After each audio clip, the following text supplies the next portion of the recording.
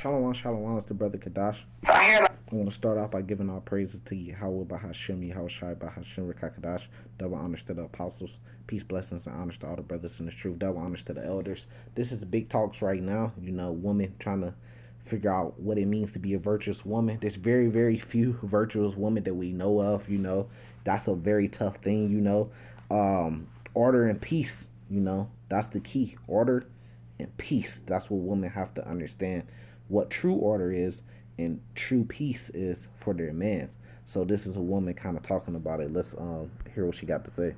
man asking, well, what do you bring to the table?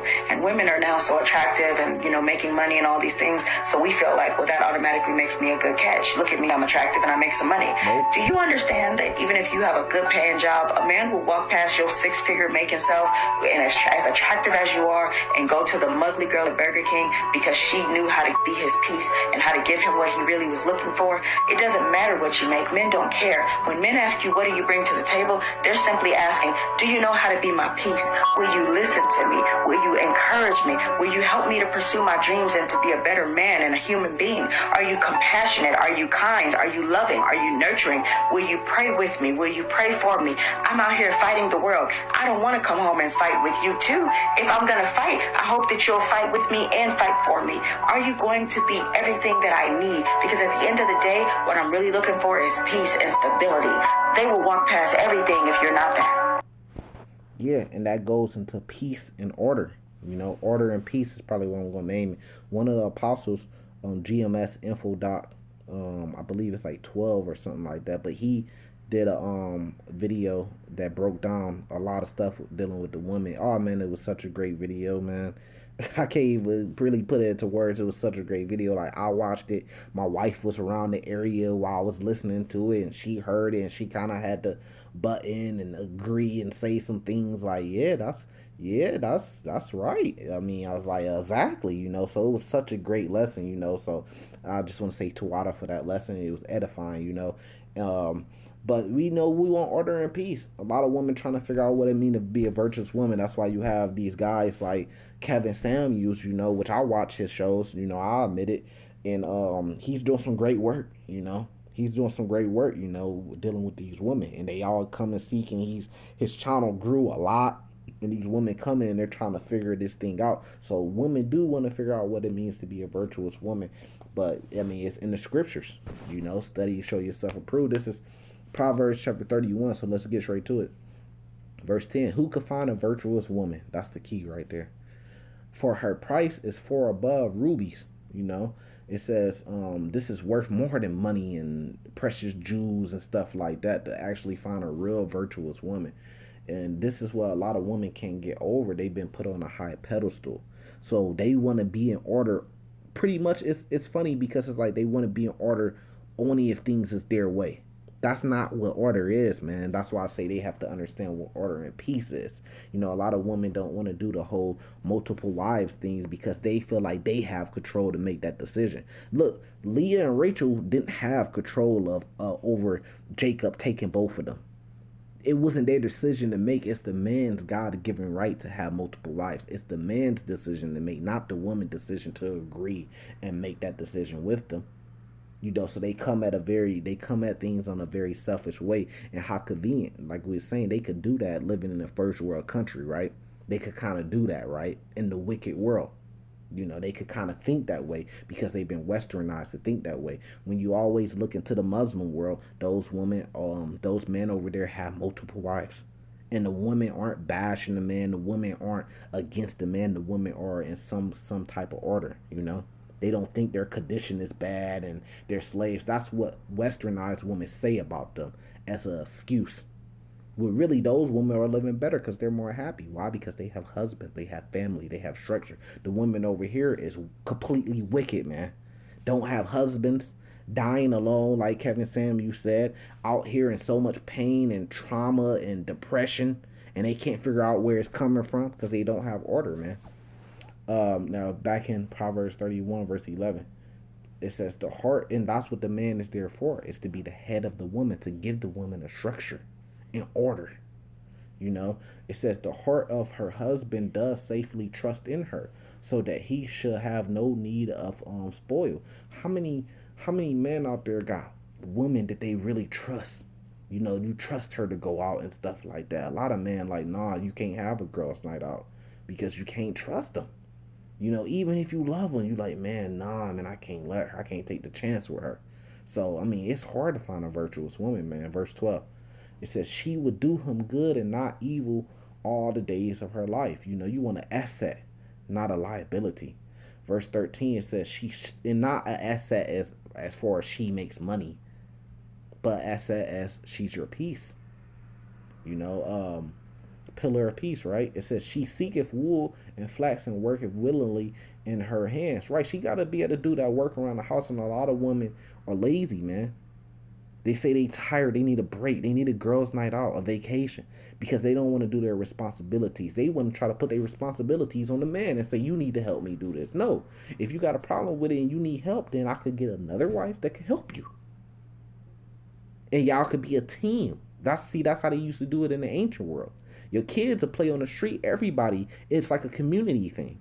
But these women don't want to, they don't want to get down like that, but still are getting down like that if they like it or not, because most dudes got multiple baby mamas and have to deal with all of them. It says they just don't like it to be the image, which goes back to feelings rather than logic. Logic tells you, especially in this world, modern day, logic tells you if you got three incomes coming to one house, y'all gonna benefit more than if it's just two incomes and the man taking the lion's share. That's logic. That's numbers. That's power. Now Esau gave you this westernized way of thinking so he could take the power, so he could destroy the family. He put the woman on the pedestal because it's easy to control the woman. If you control the woman and you put the woman over the man, then you control the whole nation. This goes all the way back to Adam and Eve, man. The serpent deceived Eve. Through Eve came sin into the earth, which we may get to. We should be able to get to it. It says she is like a merchant ships and bringeth forth her food from afar. She rises also while it is yet night, and giveth meat to her household and a portion of her maidens. She consider a field. You know what used to happen a lot of times? We seen with Sarah. We seen with Rachel and Leah. When they had maidens, they'd give their maidens to their husband. Those are great women, man, virtuous women. She considereth a field and buyeth it. In the fruit of her hands she planteth a vineyard. She grindeth her loins with strength and strengthen her arms. She perceived that her merchandise is good, and candle goes not out by night. So she's doing the work herself. Now the women today, what do they say? 8 figures, that's my type. So you kind of got to dine them, right? You got to do the work for them and pretty much just give them everything, and then they don't do nothing but just sit and look pretty. That's what they think, right? They think that they can give you box or whatever, and that's enough. Man, here, let me jump. Now that brings us to Isaiah chapter 4, because what the Lord is going to turn that clock, and it's going to go back to that. Isaiah 4 verse 1, and in that day 7 women should take hold of one man, saying, we will eat our own bread and wear our own apparel. Only let us be called by thy name to take away our reproach. So it's saying the same thing as Proverbs 31. They're going to go back to saying, look, we'll do for ourselves. Only let us be your wives. 7 women should take hold of one man. I mean, what do you not get about it? Does say the Bible, right? Y'all all say y'all believe in the Bible, right? Now, this says, back in Proverbs 31 to finish it off, verse 20, she stretches out her hand to the poor. Yes, she reaches forth her hands to the needy. We all love a woman with that type of spirit, right? It says she is not afraid of the snow for her household, for all her household are clothed with scarlet. She maketh herself coverings of tapestry. Her clothing is silk and purple. But she's not out here like a harlot, showing all her body parts and her curves. You kind of got to get that out of women. You kind of got to help them look for dresses because they want to be hoochie mamas out here. So you kind of got to be like, nah, that's not cool. Get you something that's going to look good, but it ain't got to be showing off your curves and be all the way up. So you pretty much advertising yourself for sale to other men. If it don't matter if I'm next to you holding your hand or whatever. If you got your butt and your tits out and everything, and we go out into public, other men are going to look at you. They're going to look at you, and they're going to say, ooh, And they might even remember and think about you. Why do I want another man thinking about my woman? So just like if you ever been friends with like a Muslim family like I have before and been to their house, you see as soon as you come over, the wife takes off. She got coverings all over her whole body and her head, and she reveals her beauty to her man, her husband. But y'all women ain't ready for that. Verse 23, her husband is known in the gates, and that's another thing women don't do. They don't let their husband be known, man. You see these women on Instagram, Facebook, you don't even know they got man. You won't know that they got man because they hide and they just advertising themselves as single available women. You don't even know that they really got husbands. So they not letting their husband be known in the gates. The community don't even know that you got a man. Why are you doing that? Because you're up for the right man. You know, if a high volume man that you deem or with enough money come around, you gonna commit adultery on your husband. That's why you're advertising yourself as single. It says, when she sitteth among the elders of the land, she maketh fine linen and selleth it. So she got a trade, man. She actually is valuable. You know, how many women can make fine linen to this day? These women this day, they can't even cook and clean the right way. It says, deliver girdles into the merchant. It says, strengthen honor or her clothing, and she should rejoice in time to come. Because now a lot of women say, oh, she's just a house slave. She's just a servant. No, she's going to rejoice in time to come. You're not. You're going to die alone, like Kevin Samuel said. But she's going to actually get to rejoice. It says, she opens her mouth with wisdom. A lot of these women don't open their mouth with wisdom, but this woman right here on the screen, she actually did on this video. And her tongue is with the law of kindness. She looketh well to the ways of her household. So you gotta be focused on your household, not what's going on outside your household, man. And eateth not the bread of idleness.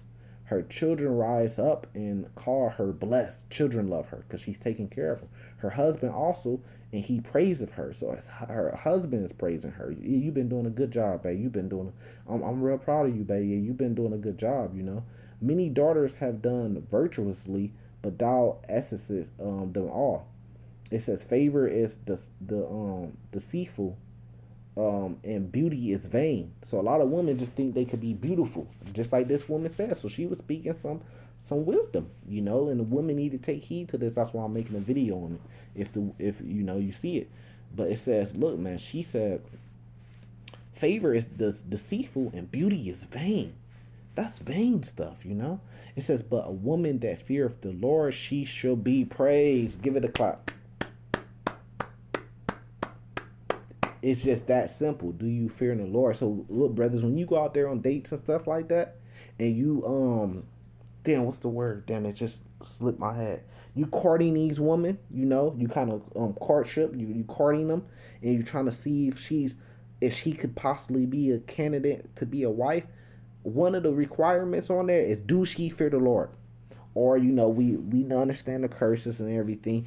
Do you think she could get to a point? Do you really believe as a man in this truth that you could get her to a point where she fears the Lord? So that should be one of the requirements. Can she give you peace, and do she fear the Lord? And can she learn what order is? If you don't see those things in her that is even a possibility, don't even waste your time. Verse 31, that's my personal opinion, advice. It says, give her of the fruit of her hands, and let her own works praise her in the gates. Why? Because a lot of women want the praise and everything with no works. They just, well, I'm pretty and I give you sex. That's what I do for you. And I've been there plenty of times. No, your work is going to speak for you. What you do. Your name, what people say about you. Oh, she's loving and kind to the poor. She gives to the needy. She take care of her family. Her husband praise her. She's a pillar of peace. Oh, look at her fear. Look at her fear for the Lord that she has. Look at her wisdom. You know, it's gonna speak for itself. This is I'm not gonna get a lot in this because I don't want to make this too long. This is Ecclesiasticus. Let me see exactly where I want to go. Verse 26. It says, blessed is the man that has a virtuous wife. Oh, there we go again. A virtuous woman, a virtuous wife. For the number of his days should be doubled. A virtuous woman rejoiceth in her husband, and she shall fulfill the years of his life in peace.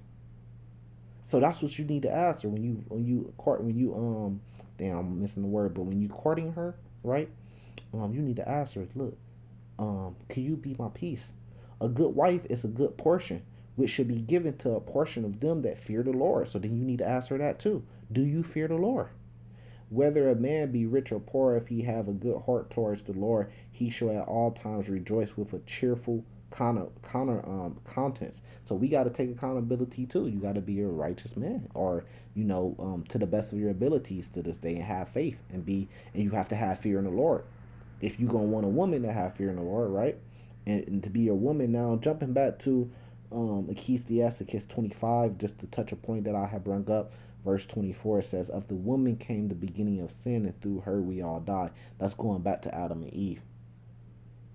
So that's why they gave us our woman these ways of thinking, that they have this westernized way of thinking to this day, in order to deceive and destroy our nation, which we see the results of that. Most divorces are about a woman. They said like 60-something% of black women don't have husbands.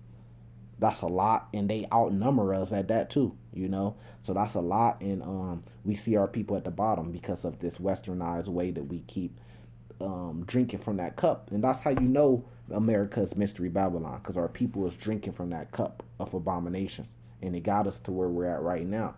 Now, if you go to, matter of fact, Revelation chapter 18, that's why it's giving us the warning. It's telling us, Revelation chapter 18 verse 4, and I heard another voice from heaven saying, come out of her, my people, that ye be not partakers of her sins, that ye receive not her plagues. And it's not talking about literally leaving America. It's talking about spiritually, the way that you think mentally. Come up out of her. Stop thinking westernized way, man, so that you don't be partaker of the sins. And that's what a lot of our women are into right now, sinning, wicked, just like Eve went off, right? And it says, so you won't receive her plagues when the Lord come to destroy her. You don't be a part of the 2/3 that get destroyed. So you got to kind of have fear for the Lord, woman, and you got to get out your feelings, and you got to get into the Bible and read those same scriptures that I just got to read in Proverbs 31, Ecclesiastes 26, Ecclesiastes 25. There's many more. I think it's second Titus, or I might be it might be it's slipping my head, but you got to get into the scriptures, women. 1 Corinthians chapter 11, and learn what true order is, and learn what true peace is, so you don't be partakers in the plagues when the Lord come back to destroy this place, and you're gonna have to get a man. Isaiah chapter 4 verse 1, 7 women should take hold of one man. Thus saith the Bible. So with that, I'm gonna say salvation to the elect. Shalom.